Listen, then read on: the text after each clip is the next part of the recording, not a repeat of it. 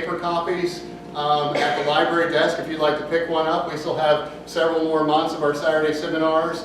And we are very fortunate to have a Maysville native with us today, Rob Larkin. Thank you so much for coming. I'll read part of Rob's bio in just a few minutes, but just a couple of announcements. I see many people who attend our trivia on a regular basis. Thank you. We have trivia. There we go. We have a winner here in David, right? Yeah. We have trivia the third Thursday of every month. So our Saturday seminars are the third Saturday. At 5:30 on the third Thursday, we have trivia at the Old Pogue Experience. And it's a great time. A lot of fun, a lot of good fellowship and learning. So come next time to our trivia night, third Thursday at 5:30. And we also have some wonderful exhibits. We have an exhibit just right across the atrium here on the second floor of Warmold covering the history of Aberdeen. So it's a wonderful exhibit that was just installed about a month ago. So it's really new. First floor of Warmold, we have We're Open, which is an artifactual exploration of businesses in Maysville throughout the years, and we encourage people to also share their own memories of businesses. We have a memory box there, and we also have some hints within the exhibit, so if you want to come up and do some research on buildings, buildings have genealogy, just like people do, so we want to encourage everyone, if they'd like to do research here in the library on the We're Open exhibit or otherwise, then feel free to do so. We have wonderful librarians, Kay and Myra, and many volunteers that help here in the library. We also have Revolutionary Defense, which is an exploration of war history in America. 98% local artifacts and objects, all from our collection except a couple of uniforms that are from the community on loan. So it's a wonderful exhibit, part of the America 250 celebration. You notice Paul Revere's home in 1/12 scale miniature as soon as you walk in the atrium. We're going to have more America 250 programming. In fact, Dean is leading a seminar next month on the 19th, I believe, if memory serves me correctly, at 10:30 about America 250. We're planning a wreath-laying ceremony with DAR, SAR, CAR, and the Pioneer Graveyard. Date to be announced. It will be sometime this summer, early fall maybe. And so there's a lot going on, and this is a kickoff to a lot of that America 250 celebration. So it's my pleasure to welcome Brigadier General Robert Larkin. Brigadier General Robert Larkin enlisted in the Kentucky Army National Guard in 1988. Thank you for your service, sir. And was commissioned as a second lieutenant through the University of Kentucky ROTC program in 1990 as a field artillery officer.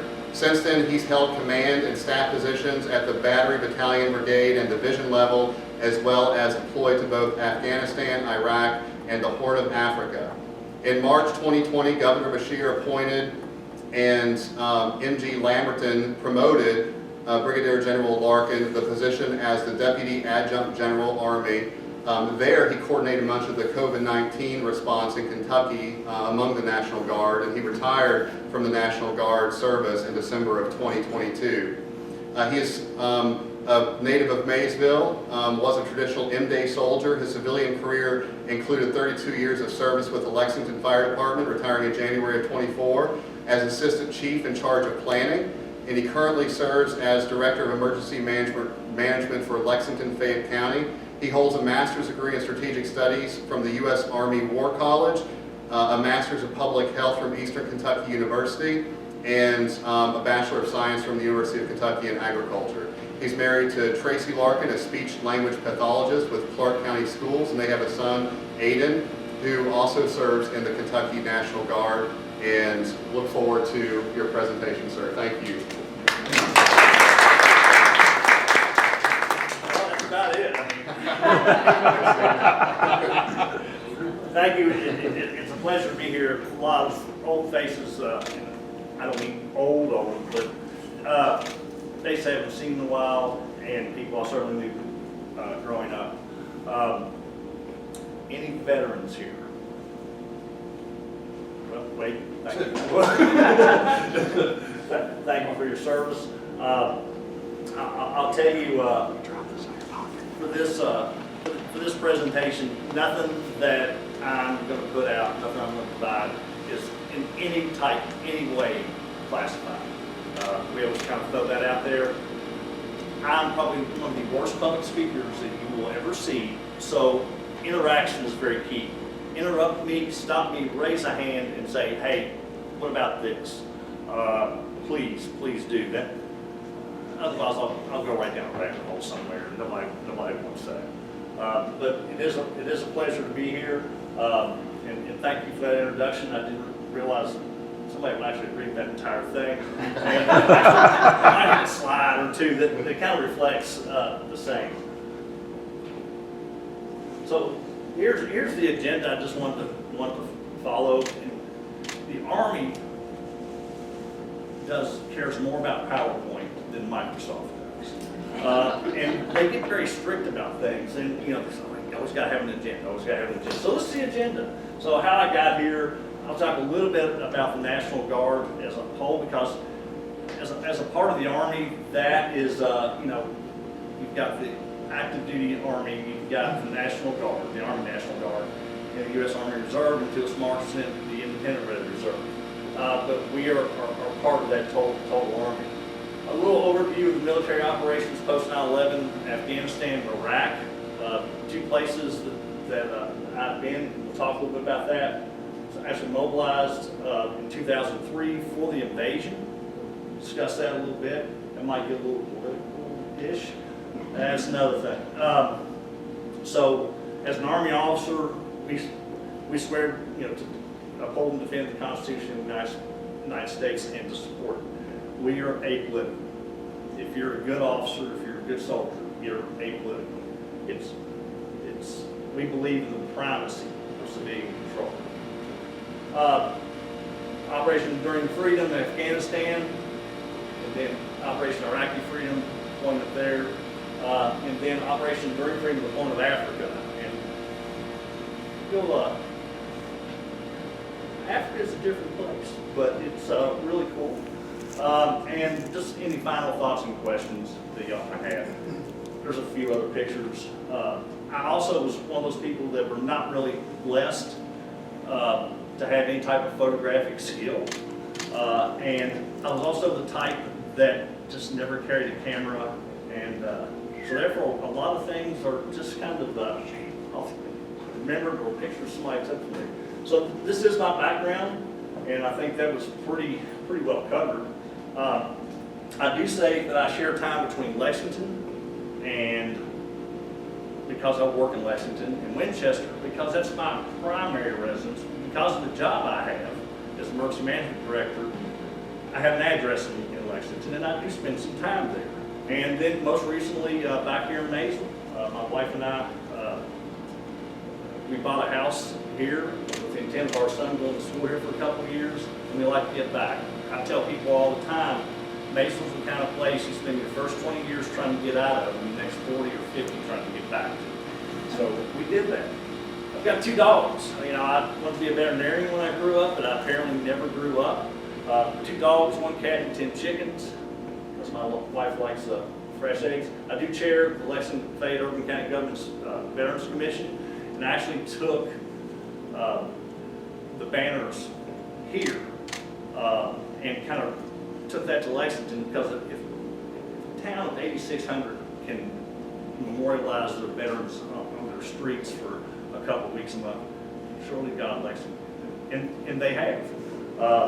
So we're making that program go, in addition to a couple other neat initiatives. 4-H shooting coach, I got drafted, did my 5-year stint in that. And then outside of that, Tracy and I, we enjoy traveling UK athletics and trivia, believe it or not, on Thursday nights at Bear Brewing in Winchester, Kentucky. So maybe I might have to bring my team here, and we'll go on the road. This is my military education. It's kind of all the places I've been, but most of it's been here in the state. As stated, I was a field artillery officer. We're considered the pentathletes of soldiers. because we can do about anything. We provide fire support, we do coordination, we do planning, and if need be, we can be infantry, we can do whatever needs to be done.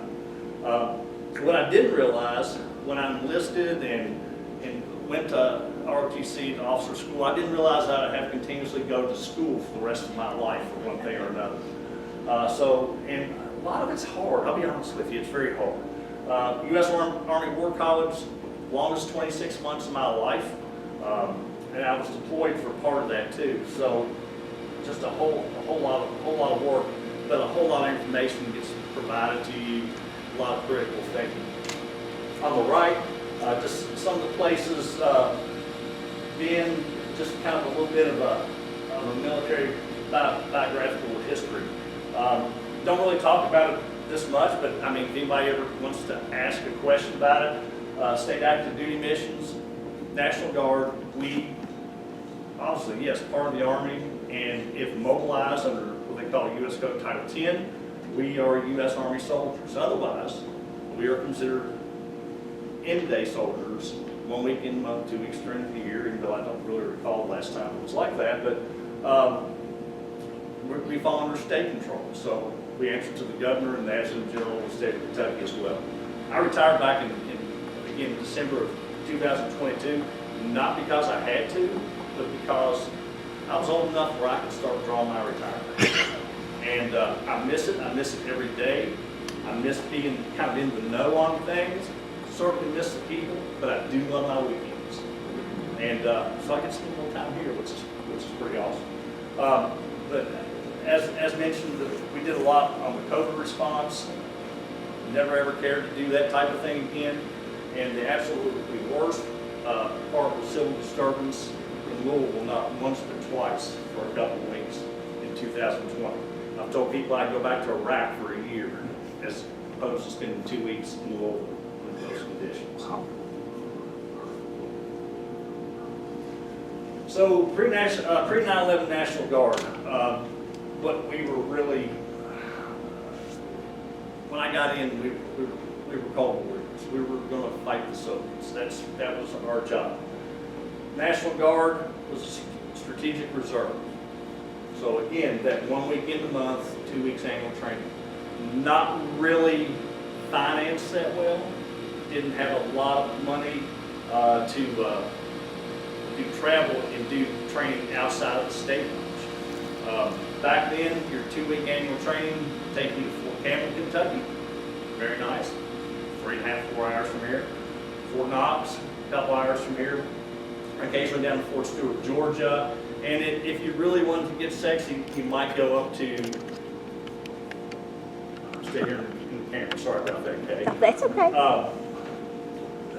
You might get to go north up to Michigan, or maybe down to Florida. About every 5 years, we participate in a digital battle exercise. That's when we would get with active duty units, and it's kind of like a huge video game, a computer simulation, but it's not first person. It's not like Xbox. And then you essentially have that exercise over a digital map that corresponds to real places in the world. And you move your maneuver elements around, you do all the orders processing. It's all weighted on the enemy you're fighting. And it's extremely useful. And I'll actually talk a little bit about that here in a second. Occasional state active duty missions, I think prior to 9/11, a few snowstorms, I think a flood, and I think that was about it. Picture over there, that handsome young devil is me. This is my fire direction center from Bardstown, Kentucky. Charlie Battery, 2nd and 138 Foot Artillery. My daddy in that group, Staff Sergeant Beasley right there, Vietnam veteran, 1st Cavalry Division. Back then, 1988, Vietnam veterans were still around, and they taught us a whole lot. So post 9/11, National Guard became an operational force. Biggest problem was our active duty units were not large enough enough dwell time to be able to be in one place for so long. Days of being in for the duration, that like World War II, that didn't happen anymore. So they would rotate out. Because there weren't enough units, National Guard units got put, and things changed tremendously after that. Afghanistan invaded in 2001, post 9/11. Really cool. I mean, that was literally a month after the 9/11 attacks. Talk about that a little bit. Again, active duty units, when you take into consideration rotating those units around, transporting them places, train-ups required to go, their actual time on the ground. And at that time, they were also expanding facilities in a global capacity. We did a whole lot more war games and digital exercises centered around combat operations. In March of 2002, the first time I ever went out of the country with the military was to go to Germany. And it was a classified type exercise, mostly officers, senior non-commissioned officers, some enlisted to operate computers and to move what we call pucks around on the battlefield. We went to a place called Grafenberg, Germany. It's a training center there in Germany that the Germans use and the U.S. use extensively. And we did the digital rehearsal to invade Iraq. That's when we knew something, it was going to happen. We truly knew that at that time. The Army is terrible about planning the next war. So we fought over Korea. We have fought over the Caspian Sea. We have fought over Leavenworth, Kansas in these digital exercises. Occasionally, you get one for Iraq. We fought in Japan. They'll change the maps around a little bit, and they'll change the names to protect the innocent. Krasnovians and Aryans, which Krasnovians were the Russians, the Aryans were Iranians. We got, you just do these battle simulations. Then they also started what they call the Army Force Generation Model. They initiated that in 2006, and that's when active duty units you expect to be deployed overseas for a year, 1 year and 3, and National Guard units 1 year and 5.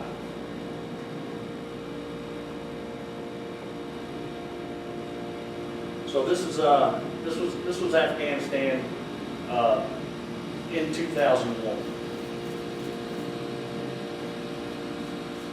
Taliban were supporting Al-Qaeda. Osama bin Laden, Mullah Omar. That's where the bad guys were. It was pretty much a special operations fight. 5th Special Forces Group in Fort Campbell, of all places, went in with CIA. They recruited the Northern Alliance. They started right up here, and literally in a month, pushed down Taliban forces to Kabul and eventually down to Kandahar.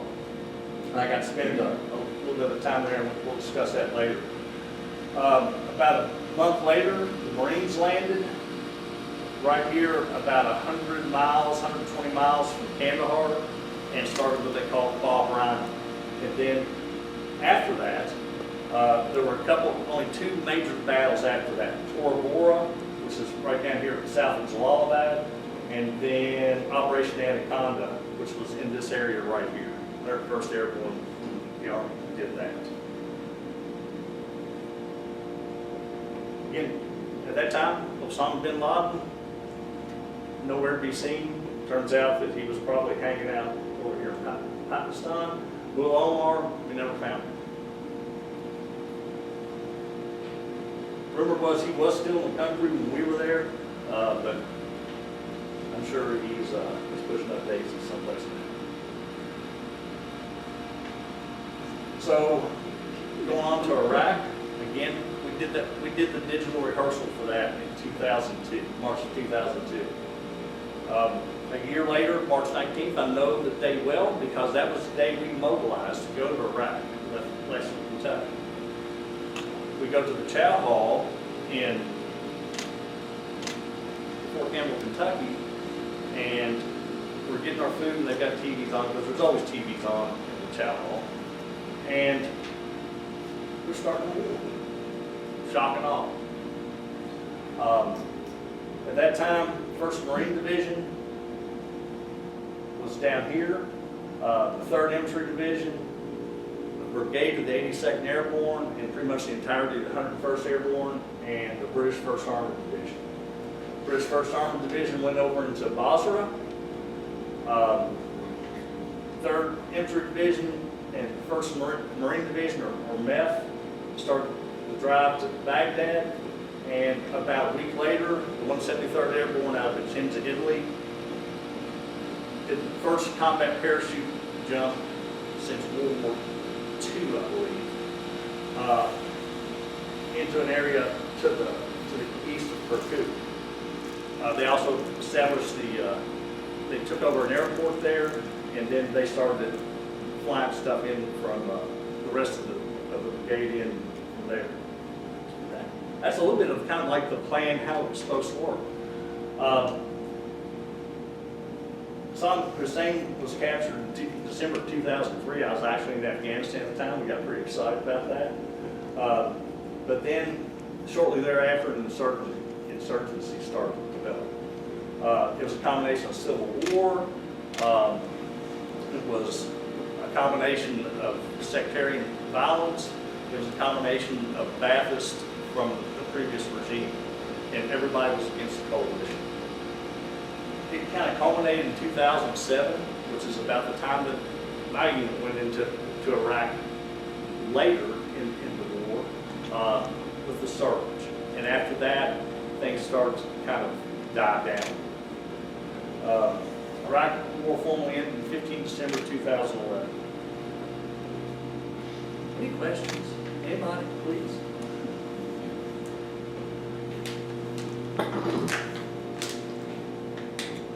So, like I said, at that time, in 2003, I was a member of the 138th Field Artillery Brigade. It's a Kentucky unit, headquartered in Lexington. I was actually their admin officer. I just been promoted from captain to major, and because the intent was that we were going to the war, they pulled me out of one battalion and said, "You're coming with us." Yes, sir. This is what we do. Our mission was to provide direct support artillery fires to the 3rd Armored Cavalry Regiment.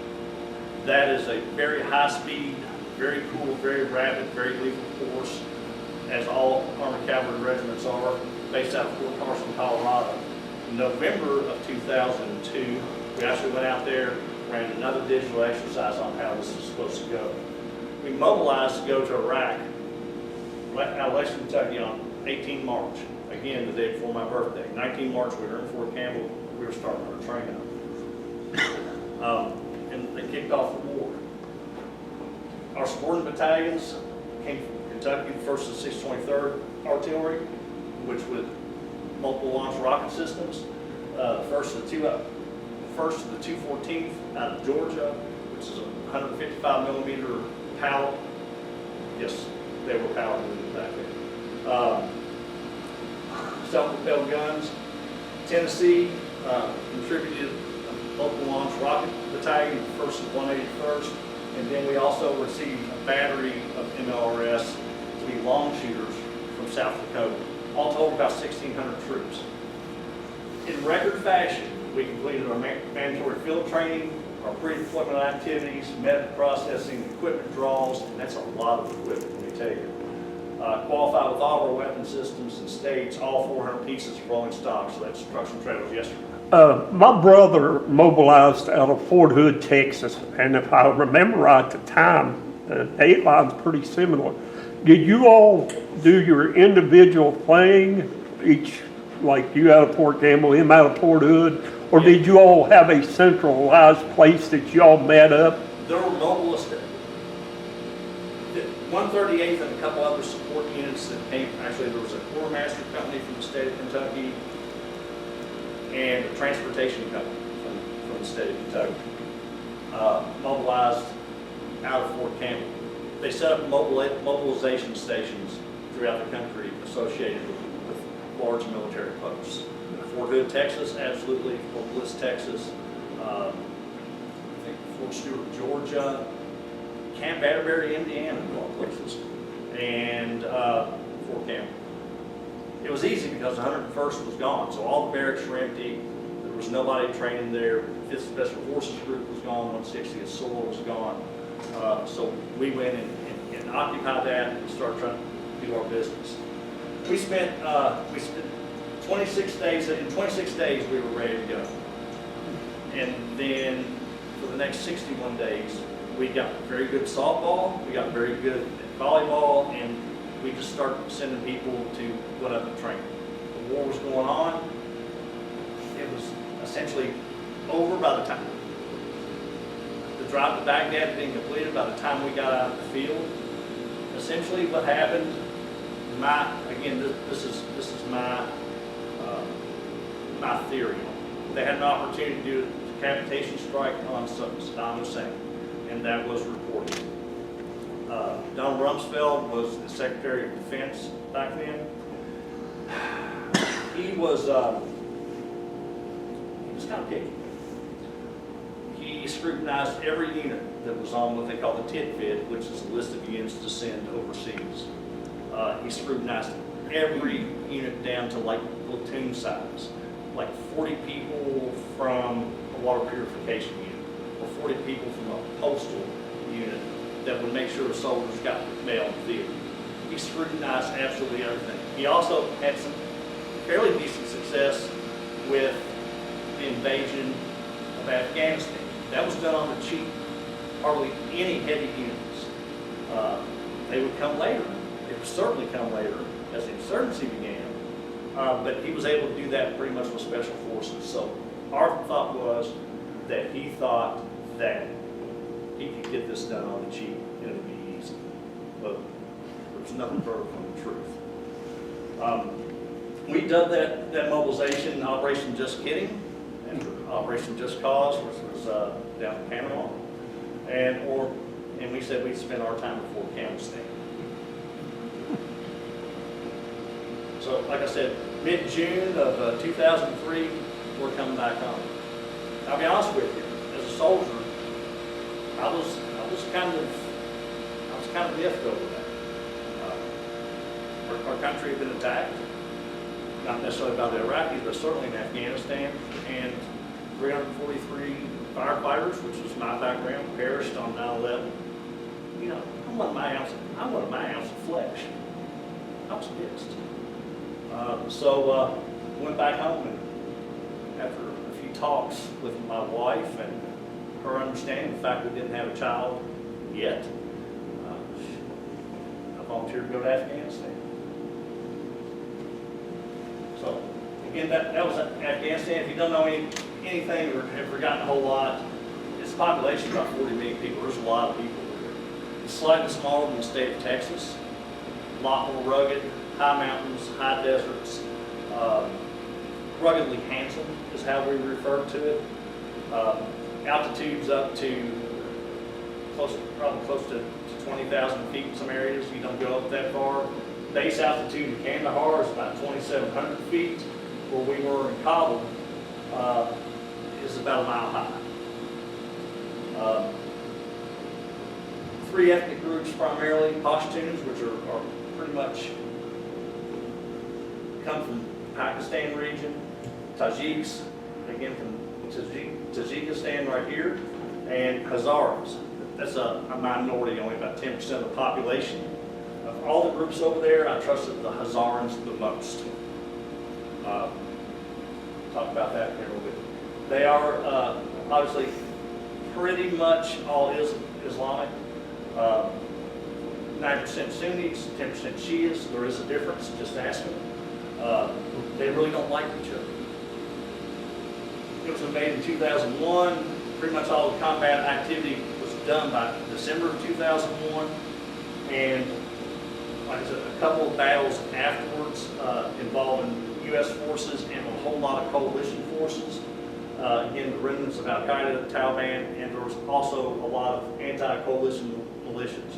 A lot of those were based around the drug trade because they do all the opium, right? Did y'all have training for that guy too, before you went, or after? Yes, and that's my next slide. Okay. Yeah, I swear.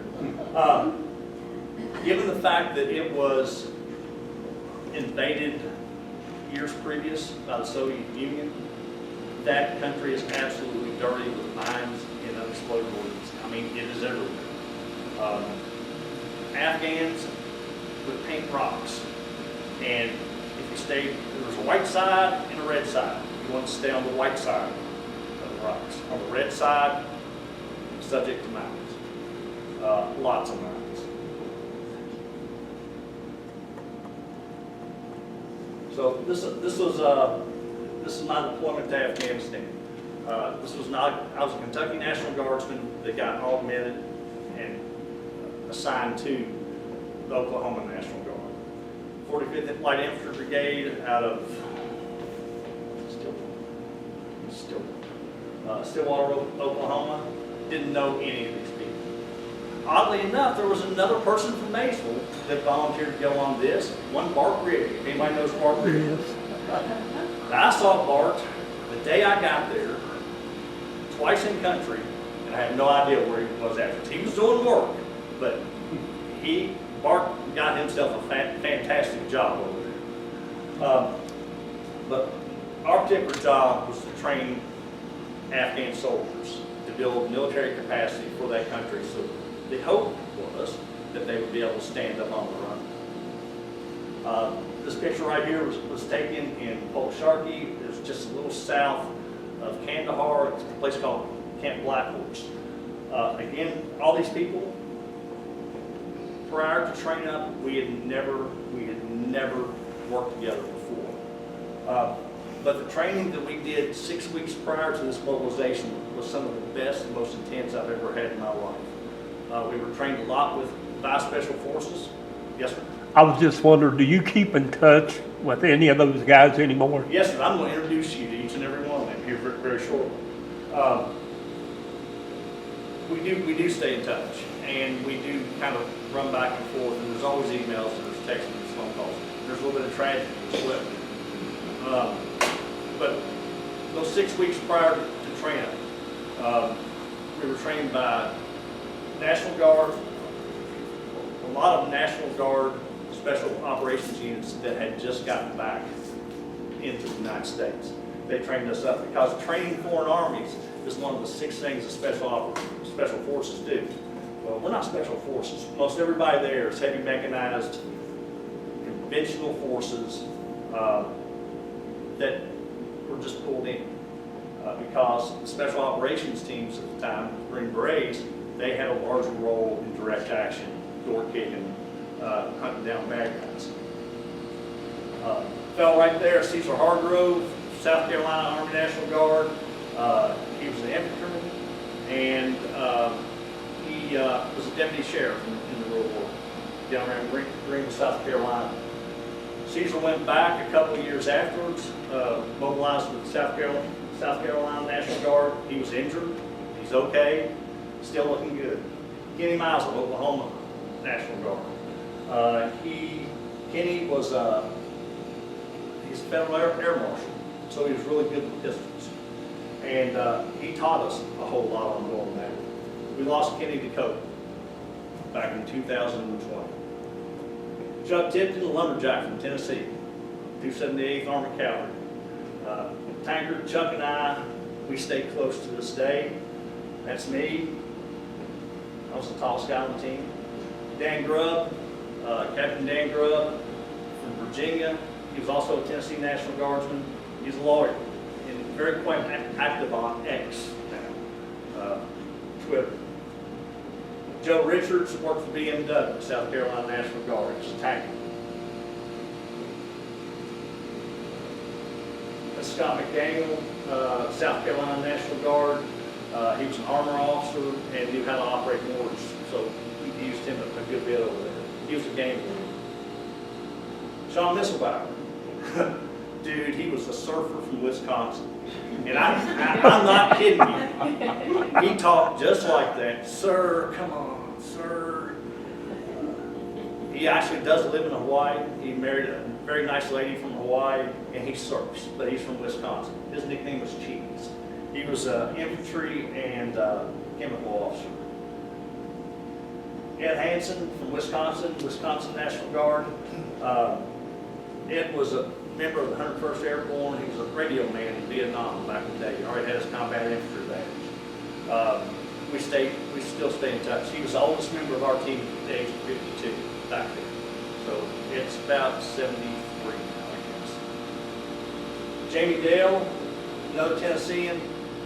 He actually jumped in with the 82nd in Panama and was also in Desert Storm and had tried to get out of active duty, was a full-time National Guardsman down in Tennessee.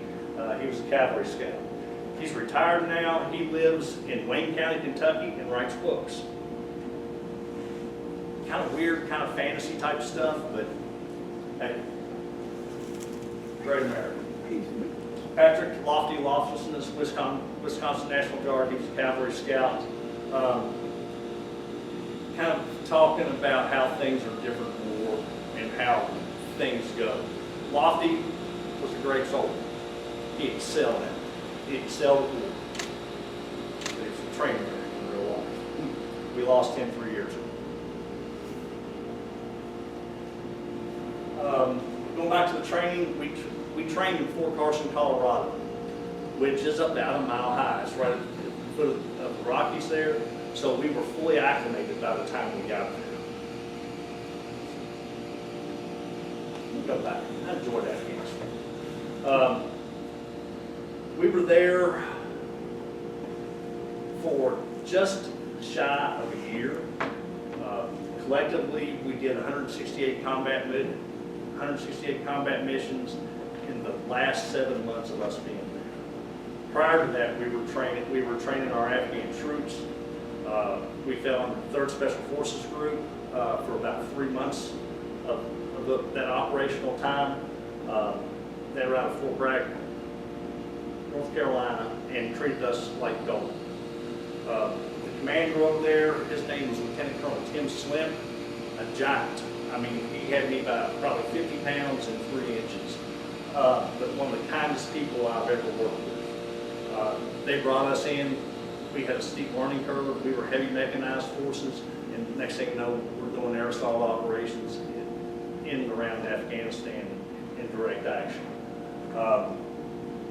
Again, treated us like gold. We were one of the family. Taught us more than I could ever possibly be able to regurgitate. But had a fantastic time with them. And we were doing what we considered to be God's work at the time. We were attached to the 25th Infantry Division out of Hawaii, in a place called Hecurrently, which is up on the eastern side of the Pakistan border, and had some good times with them. We called them the 25th Civil Affairs Division because at that time it didn't seem like they wanted to fight. The first mission we went on was a place called Sorobi, which was east of Afghanistan, east of Kabul. There's a lake up there. East Germans built a dam there for hydroelectric power, and 5 UN workers were killed. There were UN workers that were there for voter registration because they were trying to get legitimate elections in the country. They were killed there by insurgents. So they sent the Afghan National Army, our Kandak, which is a battalion-sized element. We went with them. Our job was to train and equip them, but if need be, we would leave, even though they had their own officers. But we established ourselves there. We're there for about a week, worked with the Marines that owned what they call property owners in that area. And we actually, Dan Grubb, the lawyer right there, was very savvy at intelligence, and he had some networks within Kabul, and they knew who actually did that, and they knew the village these people lived in. So we threw out to the Marines to do a Quran search of them that village. Essentially, you surround it, then you go in and take it out. Our plan was to actually infiltrate into the hills above this village because it was kind of in a box canyon. The Afghans would come up, and whoever would come out the back, we knew would be bad guys. Marines nixed us on that. They're like, well, how do you know them? If you're carrying an AK-47, they're not supposed to have in the room the wrong direction. It sounds like a legitimate target to me. But they would not let us do that. No other United workers were killed later. That was our first mission out. That was also our first firefight with anti-coalition militia, and I can tell you again why, because now it's 2004 and it's March 19th, it's my birthday. Not pictured there was Lieutenant Colonel Steve Wujak. He was a transportation engineer for the Massachusetts Department of Transportation. He was actually our boss. He was an infantry officer, great fella, but when we responded to that firefight, Caesar Hargrove pulls up in an up-armored Humvee. Our guys were still taking fire. Caesar put in 25 rounds of 50 caliber into the compound they were in, and that's when they started to run. We didn't have any heavy weapons until we showed up with relief. A couple of people were already running out the back. Steve Wujak and I said, hey, let's go around and see if we can see him. We come around, there's this huge canyon down it. To me, it looked like the damn Grand Canyon back there. Sheep everywhere. And we're sitting on top of this hill looking down this valley. And again, this is the first time that we had any combat whatsoever. And looking out to see if I can see any of these people that run away. And I hear something kind of go by. And it's pretty quiet, and then you hear a shot.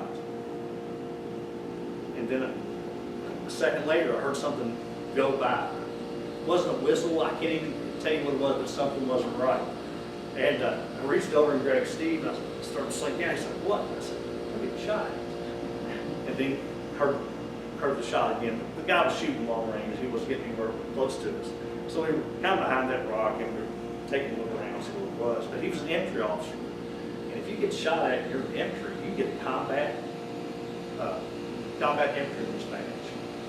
And which is this really cool thing, you know. You get shot at, you shoot back, you get a combat infantry badge. I was like, hey, what? Congratulations. Over what? What are you talking about? I said, you just got your CID. And he was just like, score. Steve was a great guy. As things progressed, they moved Steve up to what they call OMC Alpha. It was a military mission there in Afghanistan, in Kabul. Chuck Tipton mobilized because his unit was going into Iraq. They actually called him back, and I wound up being the team chief for the last 5-6 months, and they rotated people into us. Again, great group of Americans. I miss seeing them, love talking to them, and like I said, it has been tragic as we've lost two of that team. They were my best friends for a year of my life. So Iraq, 2003, again, the invasion, I say it went off half-cocked, not the amount of forces. I will tell you, the plan back in 2003, we were supposed to, again, provide that direct fire support for the 3rd Armored Cavalry Regiment. 1st Cavalry Division, who also wasn't there for the fight, were supposed to be right about here. 3rd ACR was here. They were supposed to sweep up. We were supposed to be right behind them. There were 2 Republican Guard divisions. But eventually, right between these 2 lakes, our instructions were to go make examples of it. It was just going to be 3rd ACR and us. And we packed a whole lot of firepower. So we were, the cavalry were going to fix those units, and we would just blast them to pieces. Didn't happen. But in 2007, my unit, again, 138th Field Artillery Brigade, we got the call to go to Iraq. Kind of seen this before, slightly smaller than California. It's flat, it's desert, it's dry, lots of oil. Oil will actually seep up out of the ground in these places. It's weird. The ground looks greasy in places. And that's where the oil is. A lot of 50-50 Shia Sunni, again, that causes a whole lot of problems. And the remnants of the Ba'ath Party, it's a lot of civil unrest. It pretty much devolved into a civil war at this time. This is also at the time of the surge, where active duty units were being pulled back from the United States and flown over in emergency fashion. They called it battalions to Baghdad. This is our job here. That's me. That's an Army combat uniform. The absolute worst thing the Army ever devised. The only place you can hide in that camouflage pattern is a gravel parking lot. It's awful. Absolutely awful. Somebody made a lot of money at it. Somebody got a big promotion. I don't know. That's my wife. That was my son. Or that is my son. He was a little over a year at that time.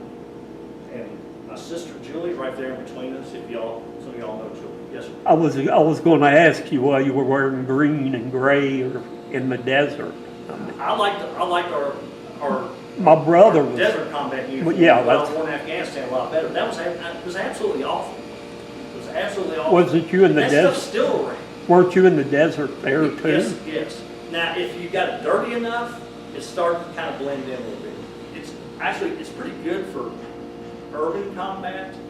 But people can still see it's not camouflage. At a distance, even in the woods, that kind of thing, you can see that it's somebody, but you really can't tell what they are.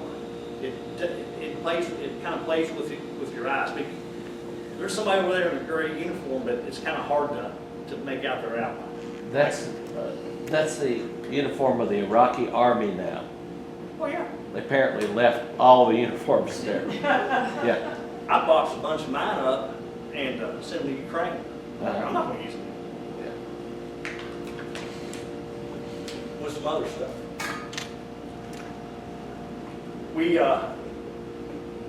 There were 44 of us in that detachment. We fell up and worked in division headquarters for the 1st Cavalry Division and the 4th Infantry Division.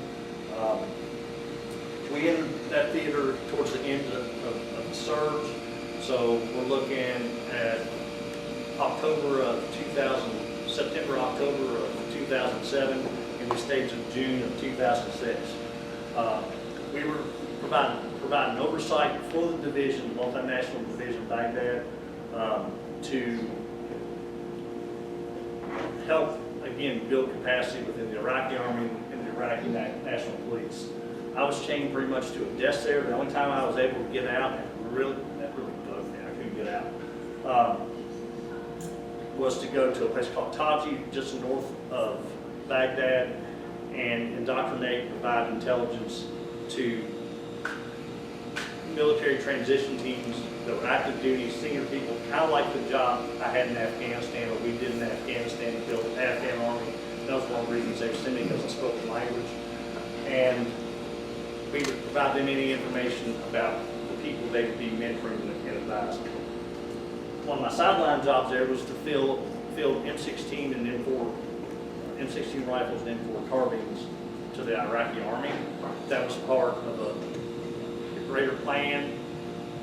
I was just kind of like a middleman. No, didn't make any money off that at all. But just making sure that they were getting the training, and to make sure that this Iraqi battalion had 500 M16s and 20 M4s. I would check those boxes and see how they were progressing. They wanted to give them M16s and M4s because AK-47, well, that's the weapon of terrorists and bad people. So that was a military sales that happened way, way, way up above me. I was just kind of like one of the end instruments to it. In addition to that, we filled in wherever needed to be in division headquarters. We had psychological operations people with us that were assigned to our unit. We had information operations, which is kind of like military spin doctor type of stuff, where you do non-lethal targeting to persuade people to do other things. We also did some fire control, which is actually an artillery mission, and we did a whole lot of targeting. And I was chained to a desk and did a lot of power plays. So after that, came back home. I got promoted to lieutenant colonel. Spent another time with the 149th Maneuver Enhancement Brigade. Anybody know Zandy Stewart? Zandy was in that unit. But through the orphan cycle, my battalion that I commanded, was going to take command of, got tasked to go to the Horn of Africa to provide security. It's in Djibouti. Anybody find Djibouti on there? I couldn't at that time either. I kind of had an idea. It was in Africa. This is Djibouti. It's strategically important for a couple of different reasons. One, this is Somalia. Lots of bad guys in Somalia. Al-Shabaab, which is an affiliate of Al-Qaeda, down there. The whole Black Hawk Down thing going back to 1992. Those people were kind of still in charge at that time. There was a lot of fighting going on there. Yemen comes up in the news now a lot. That's where the Houthis are located.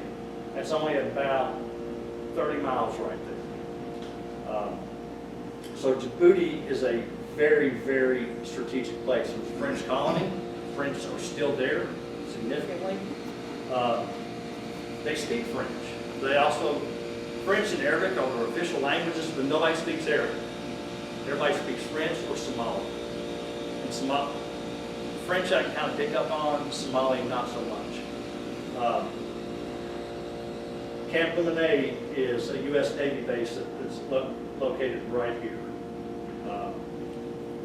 just south of Djibouti City. We called it almost kind of like a G.I. Joe base because it's a joint base. It's right next to Djibouti's International Airport. In fact, our planes were using the International Airport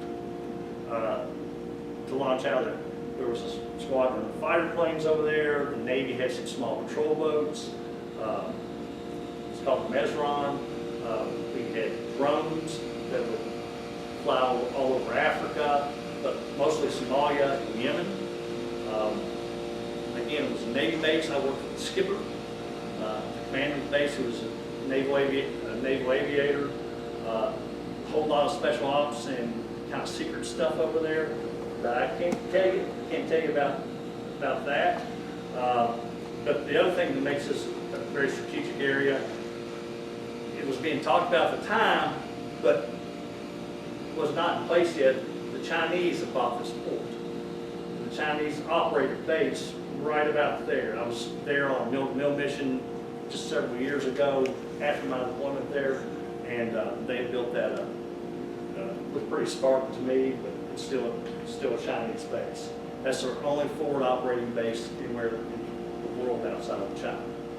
We called Djibouti Switzerland of Africa, and lo and behold, Eritrea, this little country right up here, is North Korea of Africa. So we got the best and the worst. Extremely poor, almost a failed state. So this was our job. We again to counter Al-Qaeda affiliate Al-Shabaab. Somali piracy had kind of dropped off. It was very few times they would do that during our time there in 2012, 2013. Missions we did there, primarily base security. But my thing with that, I wanted that to be an opportunity for our soldiers. So we did a whole lot of other neat stuff out there.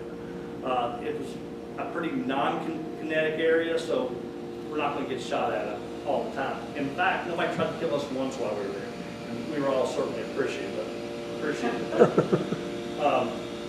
We did, one of the cooler things was a site security team that supported Air Force pararescue and some other type special operators for personnel recovery for essentially the entire continent of Africa. And they did do some flying, and they did help other governmental organizations and agencies with some pretty neat stuff that I can't go into any great detail about, but not bad for a bunch of Kentucky National Guard field artillery. We also founded the East Africa Reaction Force. The commander of Combined Joint Task Force HOA, his name was Ralph O. Baker. He went by Rob. 2-star Army general, and he said, right before you got here, you know, we had the whole Benghazi incident up in Libya. Yes, sir, following on the news. We need an East Africa reaction force. Okay, sir, what exactly do you intend for us to do with that? It's like, well, if an embassy gets in trouble, we'll fly a platoon-sized element of your people down there to support it, and we'll need a liaison section to go into the embassy itself.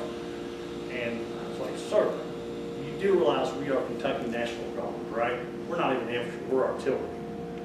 And I said, you know, with all the national level assets, Navy SEALs, special operations coming out of your special operations capable Marines that float, you're really going to send the Kentucky Army National Guard? He's like, this is a chessboard and you're my only piece. Yes, sir.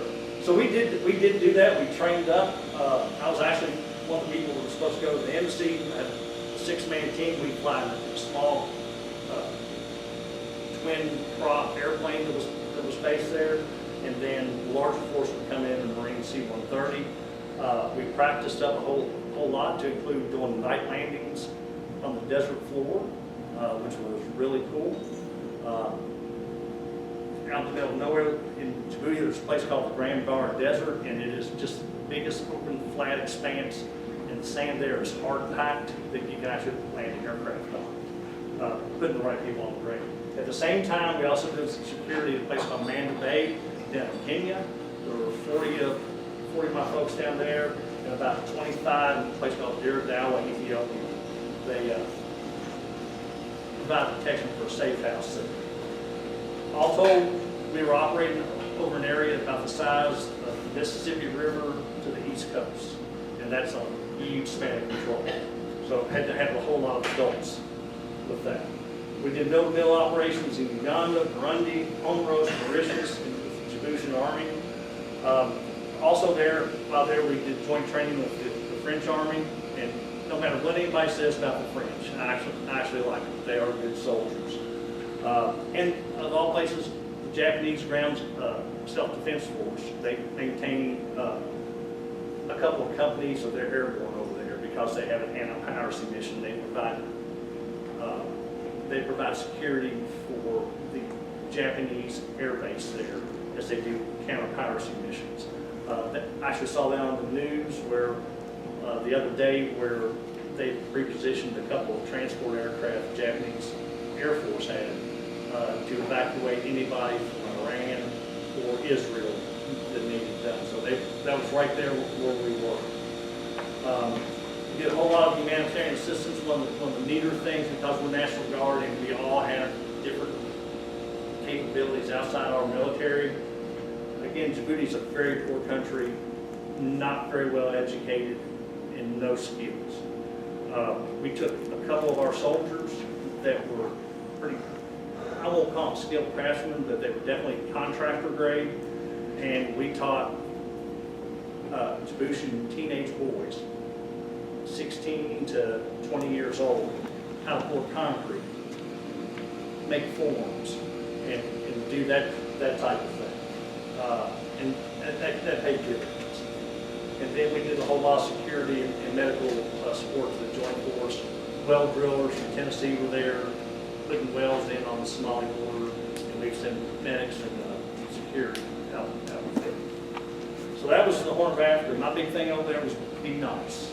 Be nice. Be an ambassador, be a diplomat, because it's very important in maintaining those relationships around the globe. Djibouti later became, the National Guard has a state partnership program, which essentially the National Guard from a state will become affiliated with a foreign country in their military. Kentucky has had Ecuador for years, got to go down there a couple of times, and it's a super really good project.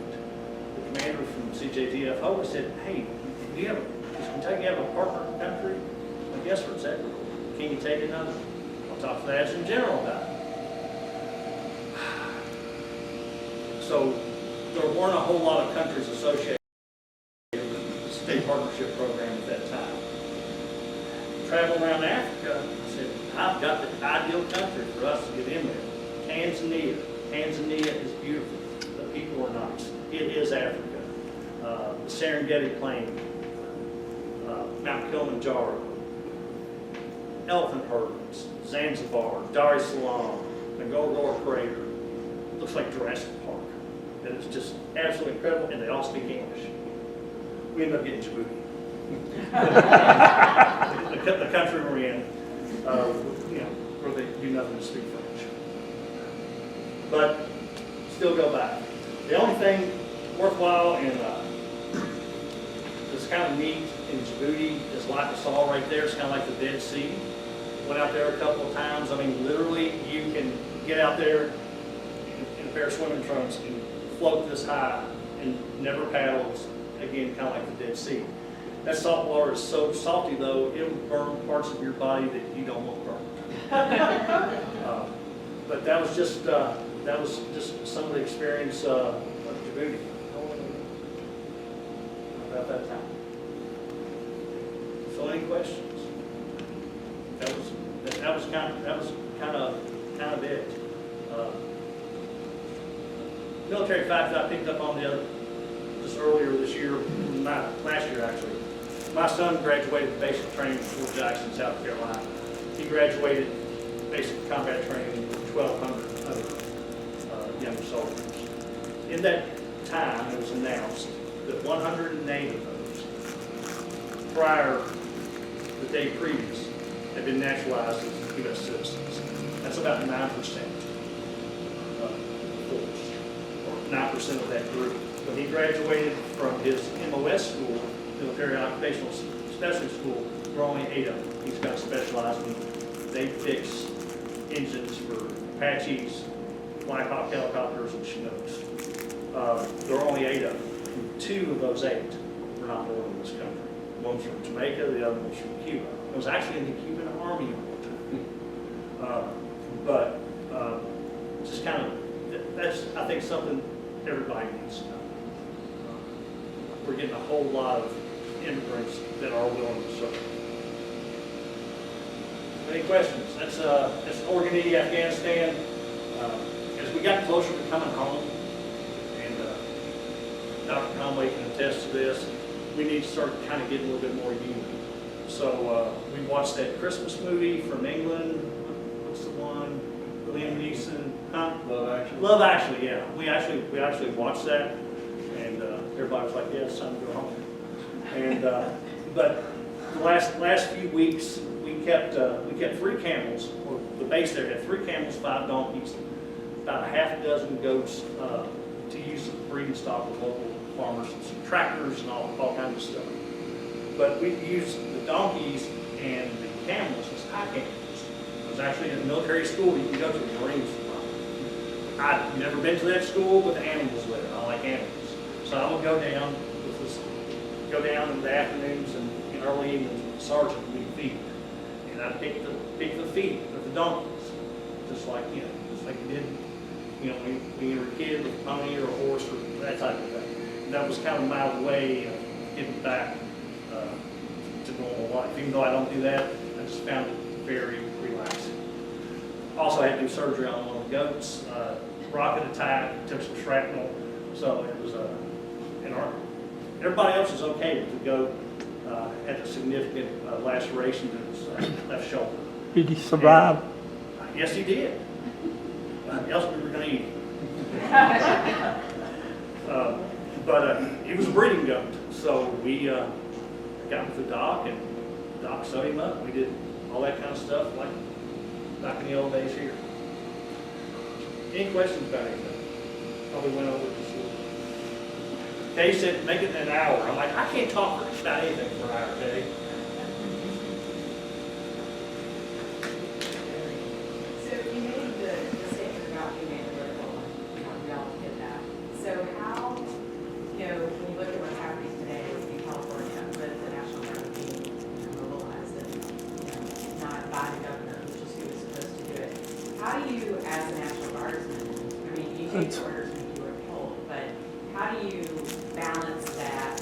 Because you do want to be a political, like how do you balance that with what you do? it can be done. So if you're federalized under Title 10, you're actually not allowed to do policing. You can under Title 42, which is essentially active guard and reserve. And I think that's what the orders that they've got. And otherwise, the governor will call them up, put them under state active duty, which is paid for by the state. This is actually being paid for by the federal government. When I went to Louisville, we were paid for by the state. I was actually on Title 10 orders at that time for COVID, and they said, that was a terrible point, because on that Friday, before the significant riots in Louisville,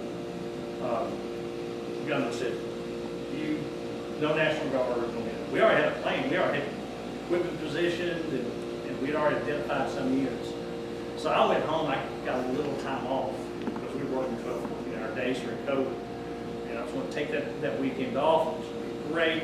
Trace and I went to the Mexican restaurant, I had a few margaritas, and then 6:30 the next morning, Tag calls me and says, take task force to Louisville, go.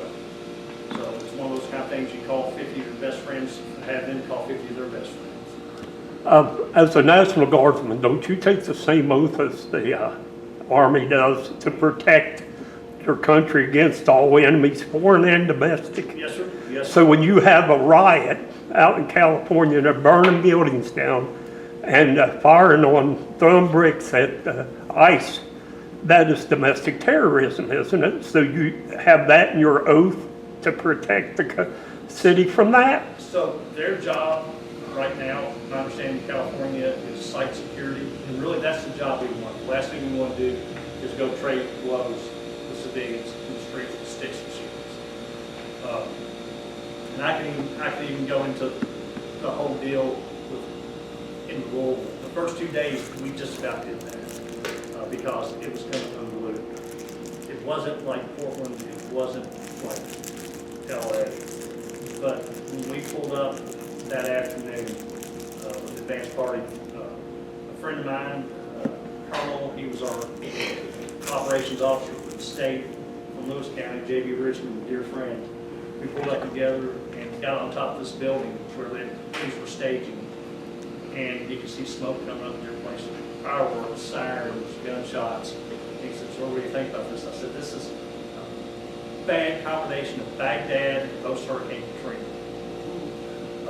So the first 2 days, we actually put them out with the police with the intent of saying, hey,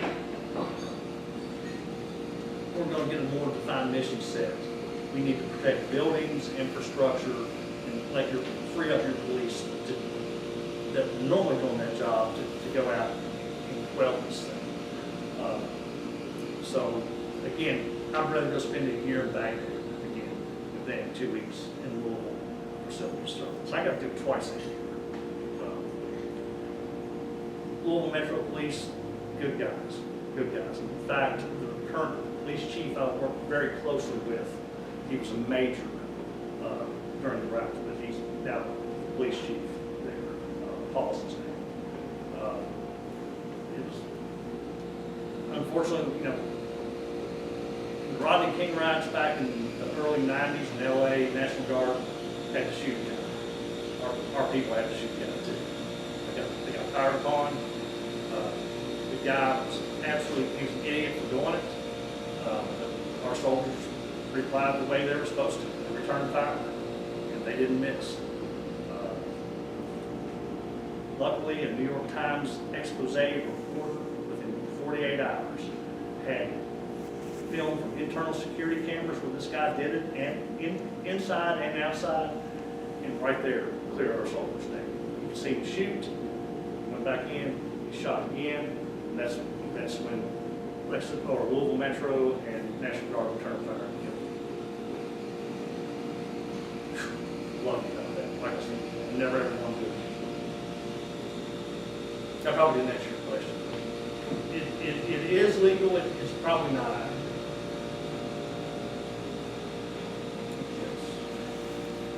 look, I appreciate you all very much. Thank you for being up here. Thank you for the invitation. It's a pleasure to be back home. Like I said, Maysville's the kind of place you spend your first 20 years trying to get out of, and your next 40 trying to get back to. Anybody has any questions about anything, I'd be more than happy to answer. If not, thank you all, and go out and enjoy this beautiful day.